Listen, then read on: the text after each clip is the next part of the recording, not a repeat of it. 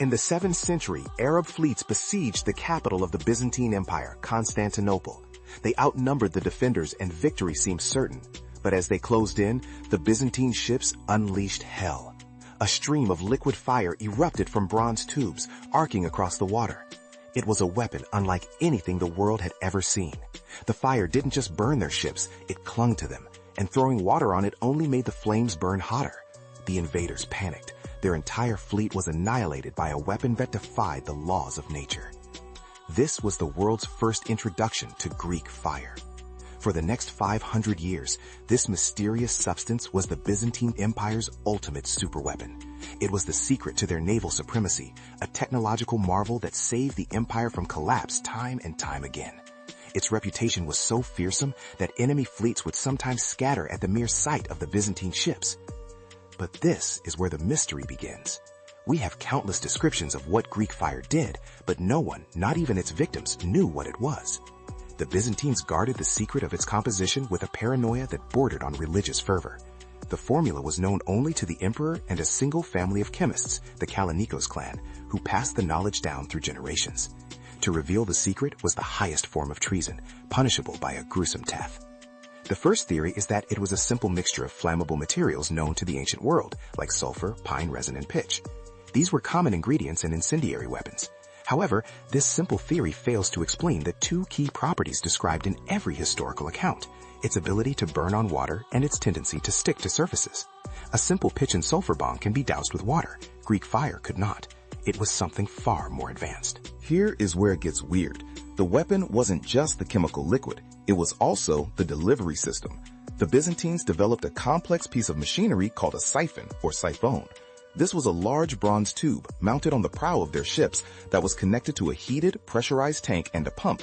It was essentially a flamethrower, but one built with medieval technology. The engineering required to build a machine that could safely project pressurized burning liquid is astonishing. This dual secret, a chemical formula and a mechanical device, made it nearly impossible for enemies to replicate. Even if they captured a Byzantine ship, the crew was under orders to destroy the siphon. Even if they captured a sample of the liquid, they wouldn't know how to weaponize it. This layered secrecy is why the technology remained exclusive to the Byzantines for half a millennium. They weren't just guarding a recipe, they were guarding an entire industrial process. So what was in the mixture? Modern historians and chemists have reverse engineered several theories. The leading contender is that the base was light crude oil or naphtha, which is naturally waterproof and sticky. This could have been sourced from naturally occurring oil seeps in the Black Sea region, known to the Byzantines. This would create a sticky oil-based fire, similar to modern napalm. It explains why it couldn't be put out with water. It would simply float and burn. But this is the detail most theories miss. Some accounts describe the mixture igniting spontaneously upon contact with water. This has led to another theory, the inclusion of a substance like quicklime or calcium oxide. When mixed with water, quicklime generates intense heat through an exothermic reaction, hot enough to ignite a petroleum mixture. If this is true, the weapon was even more diabolical. The enemy's own attempts to extinguish the flames would be what caused it to light. Another ingredient often proposed is saltpeter or potassium nitrate. This chemical acts as an oxidizer, meaning it provides its own oxygen to the fire. This would allow the mixture to burn even more fiercely and possibly even underwater for short periods. A cocktail of naphtha, resin, quicklime, and saltpeter would create a truly terrifying weapon that matches all of the historical descriptions. A sticky, self-igniting, waterproof fire that supplied its own oxygen. For centuries, this weapon guaranteed the survival of the Byzantine Empire. So why did it disappear? The answer is a story of catastrophic irony.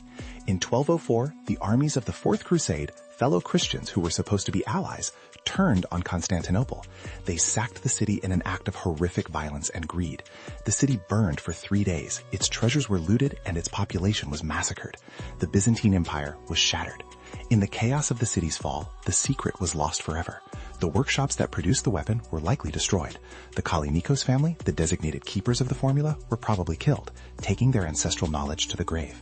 The centralized, hyper-secretive system that had protected the formula for so long became its greatest weakness. When the central authority collapsed, there was no backup. The recipe simply ceased to exist. When the Byzantines eventually recaptured their city 57 years later, they were a shadow of their former selves. They no longer had their superweapon. They remembered Greek fire, they knew what it could do, but they no longer knew how to make it. Imagine the United States today forgetting how to build an atomic bomb. It was a catastrophic loss of institutional memory. The weapon that had defined their power had vanished along with the empire that wielded it. The memory of the weapon lived on, however, becoming a legend. Arab writers called it Roman fire, and crusaders spoke of it with terror. They described it flying through the air like a great dragon. The psychological impact was immense. Even after the Byzantines lost the ability to make it, the fear it had inspired lingered for generations, a ghost haunting the waterways of the Mediterranean. It was a testament to how a single technological advantage can shape history. Let's revisit the chemical mixture. An interesting problem is that a crude oil base would vary greatly depending on the source. The Byzantine chemists must have had a sophisticated refining process to ensure each batch had the same consistency and flammability. This implies a level of quality control and chemical knowledge far beyond simple trial and error. They were not just mixing ingredients, they were likely performing fractional distillation, a technique not common in Europe for centuries. The weapon also had other forms. The Byzantines developed handheld versions called kyrosiphons, essentially personal flamethrowers for soldiers. They also filled clay pots with the substance to create grenades. This adaptability shows they had mastered the material, able to deploy it in different ways for different tactical situations. It wasn't a single rigid weapon system. It was a versatile chemical agent that formed the core of their military doctrine. This is the detail that resets the entire investigation. While the true formula vanished, several other cultures claimed to have their own versions. The Arabs developed their own incendiaries, and the Chinese had a formula for fire lances. However, none of these ever matched the terrifying effectiveness of the original Byzantine weapon. It suggests the Byzantines had discovered a specific chemical reaction or a unique catalyst that no one else ever managed to replicate.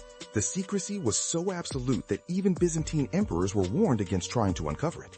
The Emperor Constantine VII Porphyrogenitus wrote in a manual for his son that the secret of Greek fire was revealed by an angel to the first Christian emperor, Constantine the Great. He warned that any official who dared give the secret to foreigners would be struck down as an enemy of the church. The formula was protected by a divine threat, a piece of holy propaganda. This divine origin story was of course a brilliant piece of psychological warfare. It was designed to discourage spies and traitors by framing the secret not just as a state matter, but as a matter of eternal salvation. It also served to dissuade any rival chemists within the empire from trying to create their own version. The state had a holy monopoly on the weapon. It was a clever way to maintain control over a technology that could have easily sparked a civil war. Let's examine the name itself. The Byzantines never called it Greek fire. That was a name given to it by the Crusaders. The Byzantines themselves referred to it by several names: sea fire, Roman fire, war fire, or liquid fire. The most intriguing name they used was prepared fire, which again hints at a complex manufacturing process, not just a simple mixture. It suggests a substance that has been chemically altered and refined for a specific purpose. The loss of Greek fire represents a genuine technological regression. Humanity as a whole lost a significant piece of chemical and engineering knowledge that took centuries to regain. It's a stark reminder that history is not always a straight line of progress. Civilizations can lose knowledge just as easily as they can gain it, especially when that knowledge is concentrated in the hands of a few. The story of Greek fire is a cautionary tale about the fragility of innovation. The legend of its inventor, Kallinikos, is also shrouded in mystery. He was said to be a Greek-speaking refugee from Syria who fled the Arab conquest and brought his knowledge to Constantinople. This suggests the origins of the technology may lie in the ancient alchemical traditions of the Hellenistic Middle East, a fusion of Greek science and Eastern mysticism. Kallinikos didn't invent it from nothing. He perfected a pre-existing tradition of incendiary science. So we are left with a weapon born of genius, guarded by faith, and lost to betrayal. It was a flamethrower in the Age of Swords, a chemical weapon in an era of superstition. The story of Greek fire is a perfect military secret, a weapon so effective and a formula so well guarded that it vanished from the world completely, leaving only burned ships and terrifying legends in its wake. It is the ghost in the history of technology. There are some historians who argue the secret was never truly lost, but rather became obsolete. The rise of gunpowder cannons in the 15th century created a new form of naval warfare where projecting fire at short range was less important than shattering holes from a distance. In this view, Greek fire didn't vanish. It was simply replaced by a superior technology. But this doesn't explain why no definitive formula was ever written down. Let's go back to the pressure system. Anna Karenina, a Byzantine princess and historian, wrote that the operator of the siphon would, quote, press the liquid with a great force, unquote. This implies a powerful, man-powered air pump, similar to a blacksmith's bellows, but capable of handling flammable liquids under pressure. The metallurgy and valve technology required for this are non-trivial. The siphon was as much a marvel of mechanical engineering as the liquid was of chemistry.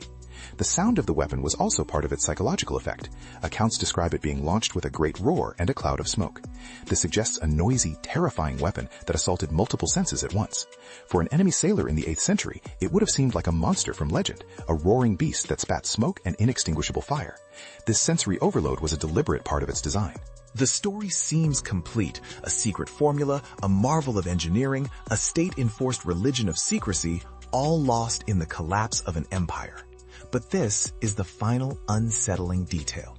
One medieval text, the Liber Ignium, or Book of Fires, does claim to record a recipe. It lists the common ingredients, sulfur, resin, pitch. But then it adds a bizarre substance that makes no immediate chemical sense, the salt of a living animal.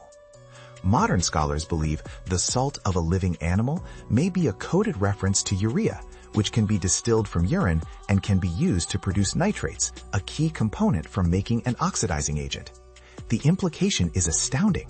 The Byzantines may have been running a massive, state-sponsored industrial operation to collect and refine urine, turning biological waste into the key ingredient for their ultimate weapon, a secret hidden behind alchemical code.